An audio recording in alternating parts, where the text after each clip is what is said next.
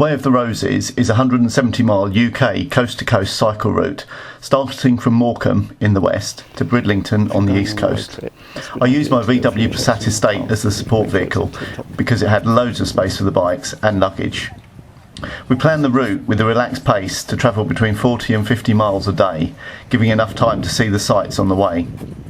After leaving Morecambe, we stayed at Gisburn, Ripon, Pocklington and then finally at Bridlington. At the start you can see the statue of Eric Morecambe. Other places I thought worth visiting en route were York Minster, the Lissett War Memorial and Flamborough Lighthouse. RAF Lissett has now become a wind farm and a monument has been erected on the site to commemorate the men who lost their lives. I'm also partial to some real ales, so calling into the old school brewery near the start was a must-have for me. They also sold some amazing cakes. We have two bikes with us, which both fit inside the rear of the Passat.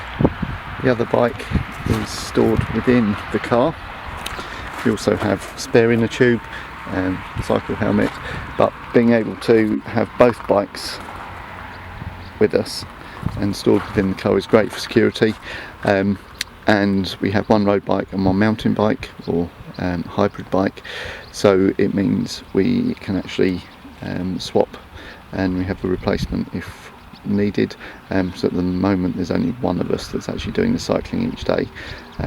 Today we've had a day off from travelling, so we've been able to both do a cycle round, but the actual travelling, doing the Way of the Roses from Morecambe to Bridlington, there's only one of us doing it, and the other one is driving the car and moving to the accommodation with all the luggage and the other bike each day.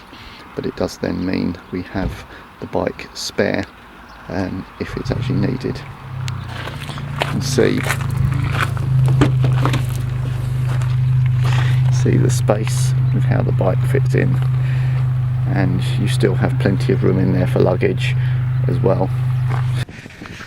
Some parts were dedicated cycle routes, but it was mainly quiet roads, generally with little traffic, although there were busy points such as the cycle into Bridlington.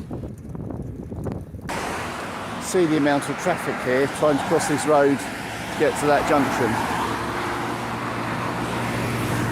We ended up doing more than 170 miles as we had to veer off route for our overnight accommodation. The final ride into Bridlington is along the seafront, which is a great way to finish the ride.